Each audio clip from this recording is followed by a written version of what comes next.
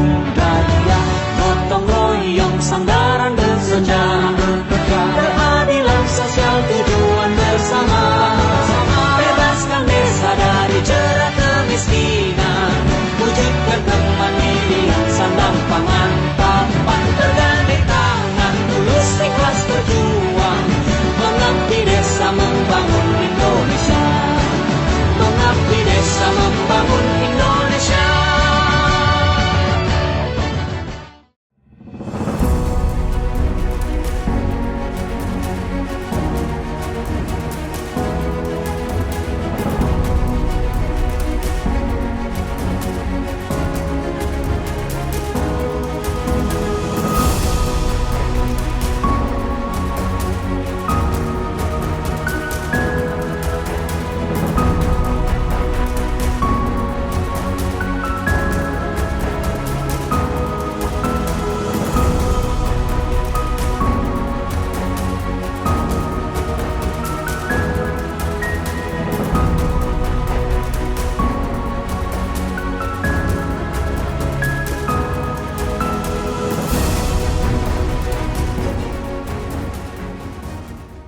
Ya pemirsa RNTV Lampung, bersama saya Karyanti dalam program Maju Desaku. Saat ini saya bersama tim RNTV Lampung sudah berada di Kampung Rekso Binangun yang berada di Kecamatan Rumbia, Kabupaten Lampung Tengah, Provinsi Lampung. Hadirnya saya bersama tim dari RNTV Lampung di Kampung Rekso Binangun, yaitu untuk melihat apa saja sih program-program yang telah direalisasikan dari Kampung Rekso Binangun untuk warga masyarakat di Kampung Rekso Binangun. Nah, untuk salah satunya yaitu di ketahanan pangan, yaitu untuk hewani, yaitu direalisasikan untuk di hewan sapi. Nah, untuk terkait dari harapan-harapan serta aspirasi dari pemerintah Kampung Rekso Binangun dan juga harapan-harapan dari warga masyarakat di Kampung Rekso Binangun, maka terus ikuti perjalanan kami dalam program Maju Desaku. Assalamualaikum warahmatullahi wabarakatuh. Perkenalkan, nama saya Ahmad Fajar Koyuri selaku Kaur Keuangan Kampung Rekso Binangun. Saya di sini mewakili kepala kampung saya, Bapak Basor, yang pada kesempatan siang hari ini tidak bisa mendampingi kita karena sakit.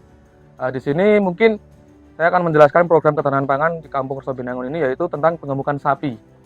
Yang kita ambil nanti hasil dari ketahanan pangan ini, pengemukan dan ada juga pembesaran sapi. Nanti sistemnya nanti semuanya akan dijelaskan perawatannya kepada Bapak Sugianto. Untuk perawatannya sehari-hari, Bang, gimana?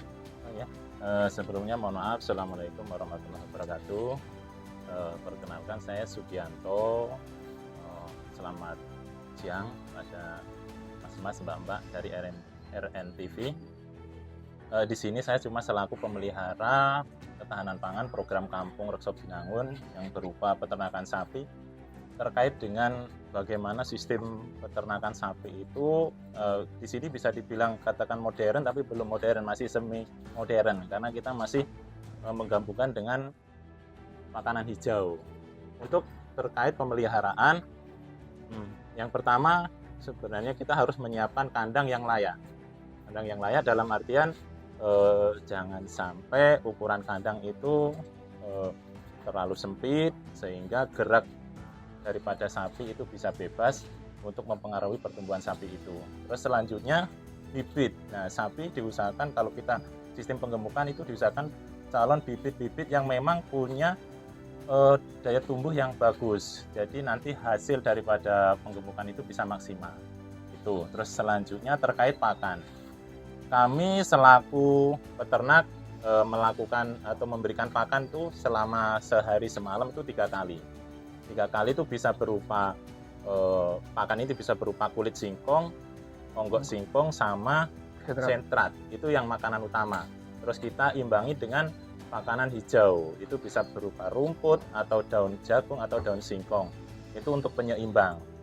Terus waktu memberikan pakan itu pagi hari, terus siang itu dikasih makanan hijau, sore hari dan malam dikasih lagi makanan hijau. Jadi untuk makanan dari kulit singkong sama sentrat itu 2 kali, pagi sama sore hari.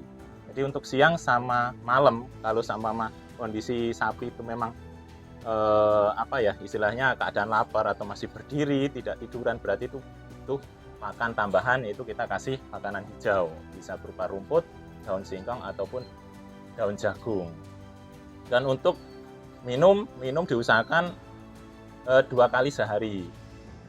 Biasanya setelah makan itu bisa sekitar jam 9 sama sore sekitar jam 5 sore. Itu 2 kali, porsi sesuai dengan kebutuhan masing-masing sapi, karena masing-masing sapi itu tidak sama porsinya, bahkan dari makanan pun tidak sama. Tapi kita usahakan per sapi itu kita usahakan merata. Cuma kalau kebetulan kok ada yang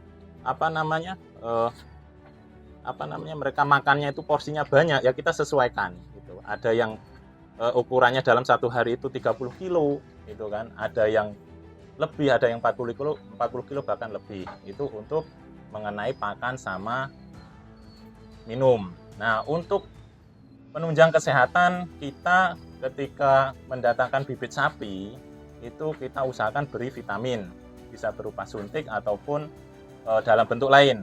Itu vitamin, terus kemudian kita kasih obat cacing itu untuk perangsang dari dalam tubuh, dan juga bisa dilakukan beberapa bulan sekali sesuai kebutuhan. Terus kalau seumpama memang ada penyakit seperti flu atau apa gitu, penyakit sapi, kita mendatangkan dari pihak-pihak yang tahu persis tentang kesehatan hewan. Itu kayaknya kurang lebih seperti itu, Pak. Tapi kalau untuk ditambahkan silakan dari Bapak Kaur, mungkin yang juga paham tentang peternakan sapi. Mungkin tambahnya harapan kami dari Kampung Reso Binangun ini, dari pengemukan sapi ini bisa bermanfaat langsung buat masyarakat Kampung Reso Binangun. Kita awali pengemukan sapi, mudah-mudahan di tahun depan kita bisa menambah dan banyak yang bisa berkontribusi buat masyarakat secara langsung. Kalau kendala itu biasanya tergantung apa ya Mbak ya. Kalau kita kan pakan itu sudah disediakan ya. Kalau pakan itu kalau kita memang melakukan peternakan menggunakan pakan konsentrat itu kita sudah disediakan. Kita tinggal beli gitu. Jadi kalau untuk rumput penghijau kita cuma untuk mengimbangi aja. Terus kendala-kendala itu biasanya cuaca. Terus kalau di ketahanan pangan ini kan kita, kalau nggak salah mungkin apa ya, masalah kandang ini ya. Kandang, masalah kandang karena tidak bisa belum bisa dianggarkan. Jadi ini yang ada aja sebenarnya. Kalau untuk kelayakan kalau bisa diperlebar lagi, tapi sementara seperti ini, nanti kemungkinan kalau nanti udah ada rezeki lah kita perlebar sedikit, karena kalau menurut kondisi seperti ini sebenarnya agak kesempitan dengan jumlah hewan seperti ini. Tapi ya untuk keadaan seperti ini insya Allah nggak apa-apa lah, kita bertahan mungkin berapa hari ke depan. Kalau udah ada ini kita perlebar. Terus kendala-kendala lain sakit belum pernah ya? Kalau sakit sih kemungkinan biasanya sapi itu biasanya cuma cuaca, itu biasanya cuma flu gitu, pilek. Itu bisa diatasi dengan memberikan vitamin atau penyakit-penyakit dari mantri hewan. Itu biasanya seperti itu. Terus kalau masalah mandi itu kita kondisional aja. Kalau mau kita membersihin sapi itu bisa kita lakukan mandi beberapa, yang jelas nggak tiap hari. Nah, yang jelas nggak tiap hari, kita kondisikan aja, karena itu juga kalau kita sapi itu kita keluarkan, itu kita harus memandikan di luar. Kalau kita sering-sering juga ya menyita waktu juga. Tapi kalau kondisinya memang harus dimandikan, ya kita mandikan. Itu pun nggak cara pakai air banyak gitu, mungkin kita lap pakai mungkin sedikit pewangi biar menghindari lalat, karena yang agak susah lalat, karena lalat ini tidak ada obat khusus. Ini dia cuma menggunakan obat-obat dari hama lain, jadi nggak ada obat khusus di lalat yang ada di sapi. Jadi kalau kita menggunakan obat pestisida yang mungkin berdampak ke kesehatan, kita juga agak hati-hati. Makanya kalau terkait masalah kebersihan sapi, ya kita usahakan kita lap aja, sama kita sering-sering membersihkan kandang. Yang jelas pasti kandang itulah yang utama, pembersihan kandang. Kayaknya kurang lebih seperti itu. Mungkin ada tip-tip dari mbak-mbak, dari mas-masnya, kalau tahu buat kita, karena bagaimanapun terus terang saya pribadi untuk menggemukkan ini baru tahun-tahun ini. Kami pun berusaha belajar, karena kita belajar di pengemukan bisa dari mana aja, bisa dilihat dari searching di YouTube atau segala macam lah. Tapi saya usahakan semaksimal mungkin terkait program pemerintah yang dilaksanakan di seluruh mungkin Kabupaten Lampung Tengah atau mungkin di seluruh Indonesia. Dan sekarang di Kampung Reso Binangun, saya usahakan semaksimal mungkin supaya hasilnya pun maksimal. Kurang lebih seperti itu. Mungkin cukup, dan terima kasih penjelasan dari Bapak Sugianto selaku anak kandang di pengemukan Kampung Resor Binangun. Apabila banyak salah kata, kami ucapkan mohon maaf. Saya akhiri, wassalamualaikum warahmatullahi wabarakatuh.